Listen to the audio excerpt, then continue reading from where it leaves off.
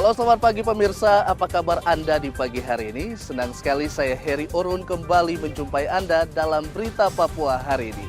Dan telah kami siapkan beberapa berita teraktual yang terpercaya dan 3 berita utama telah kami sajikan untuk Anda.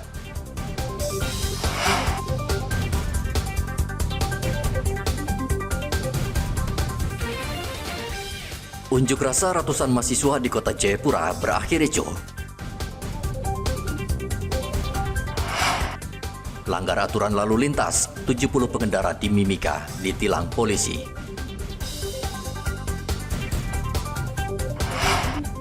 Sejak Januari 2024, imigrasi Jayapura mendeportasi 121 warga asing.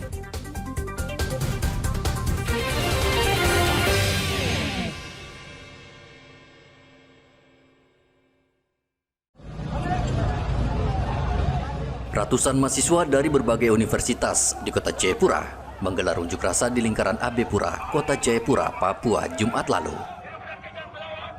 Para mahasiswa menolak program transmigrasi yang dicanangkan pemerintah pusat. Mahasiswa menilai program tersebut justru akan membuat orang asli Papua terpinggir dan tersisih secara ekonomi karena mereka sulit bersaing dengan pendatang.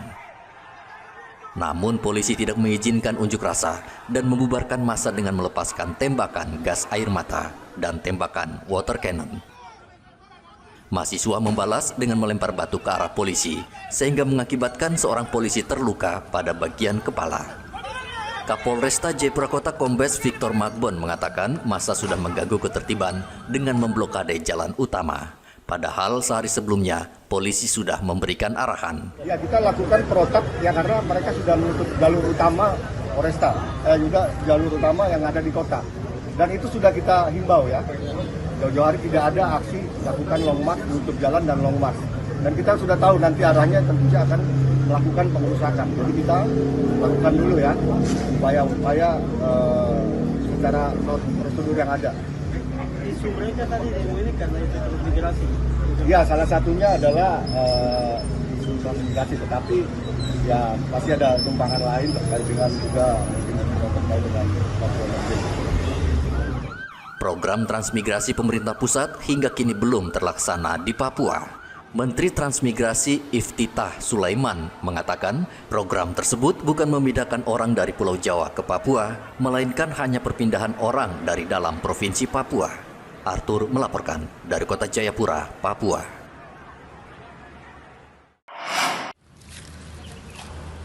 Satuan Lalu Lintas Polres Mimika menggandeng pengadilan dan kejaksaan saat merazia kendaraan roda 2 dan roda 4 di Mimika, Papua Tengah, Sabtu lalu.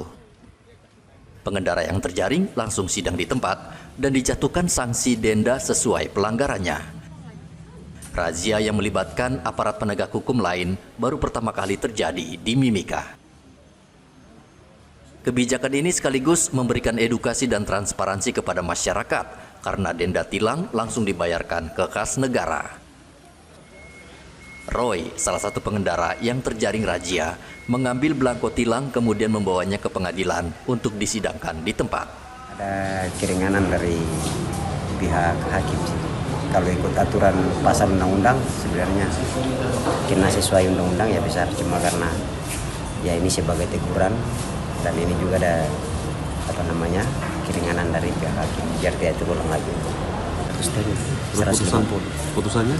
Dari sana tadi tidak ada, cuma keputusan di sini 1,5. Totalnya sih ada lebih sih daripada itu, cuma dikasih keringanan dan tidak boleh terulang lagi sebagai pelajaran. Saya kemarin tidak ada langgar aturan, cuma kali ini karena penyebab orang mabuk berkelahi jatuh di motor. Nah, patah bracket Satria View itu kan keluaran pertama 2014, baru sudah susah cari di dealer. Makanya saya pasang di depan, baru pajak juga ada mati sedikit 5 bulan. Oh, jadi ada 2 pelanggaran. Iya. Oke. Tapi ini pengalaman pertama Om? Pertama. Yang dalam sidang? Selama berkendaraan. Kesadaran masyarakat pertama, peningkatan kurangnya angka kecelakaan. Kedua, peningkatan produksi surat izin mengemudi. Ketiga, peningkatan kesadaran masyarakat membayar pajak. Dalam razia tersebut, polisi menjaring lebih dari 70 kendaraan bermotor dan seluruh pengendara mengikuti sidang di tempat. Dari Mimika, Papua Tengah, Igobat Momolin melaporkan.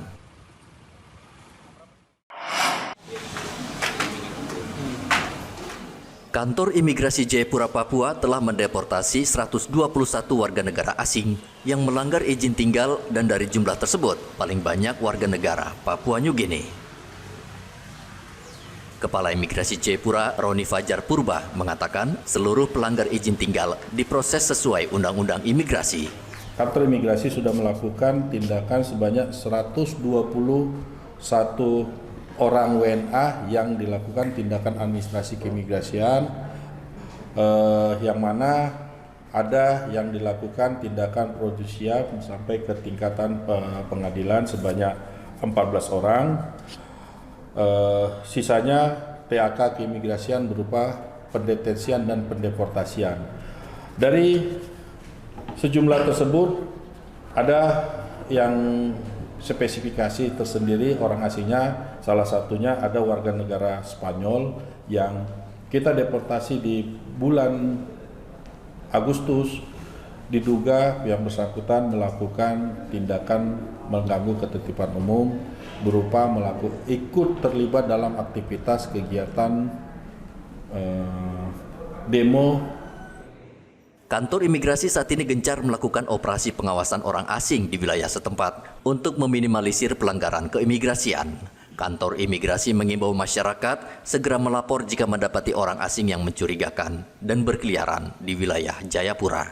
Dari kota Jayapura, Papua, Hendra melaporkan.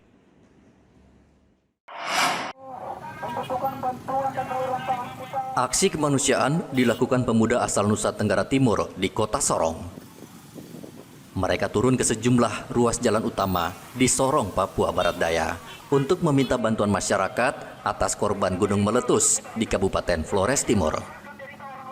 Pengendara yang melintas memberikan bantuan sukarela ke karton yang disediakan pemuda. Ketua Pemuda NTT Wilayah Sorong, Boy Notan, mengatakan erupsi Gunung Lewotobi sudah memakan korban dan ribuan orang mengungsi sehingga mereka membutuhkan bantuan seluruh masyarakat. Adapun aksi-aksi yang selain dari aksi ini, kami galang dana juga lewat penyebaran pamflet. Karena melihat kondisi bahwa jarak dari Papua kita ke NTT ini agak jauh, jadi kami menerima donasinya dalam bentuk sumbangan dana saja, tidak menerima dalam bentuk barang. Sebagai ketua umum IPPM NTT sudah barang tentu bahwa meskipun kita berdiri di tanah Papua, khususnya di kota Sorong, tapi kemudian kita semua berasal dari sana. Nah, korban erupsi hari ini adalah asal dari kampung kita sendiri, yaitu di Flores, NTT. Nah, kemudian maka dari itu saya selaku ketua umum IPPM bergerak hati untuk bagaimana saya mengumpulkan teman-teman badan pengurus khusus di divisi sosial. Kemudian kami menginformasikan ke teman-teman anggota IPPM bahwa masalah kemanusiaan ini kita harus turun membantu. Ya, maksudnya paling tidak kita melakukan aksi penggalangan dana untuk tidak sedikit kita bisa membantu beban saudara-saudara kita yang terdampak di sana. Aksi turun jalan itu akan digelar selama 3 hari dan dana yang terkumpul akan dikirim langsung ke pemerintah daerah Flores Timur. Topan melaporkan dari Sorong, Papua Barat Daya.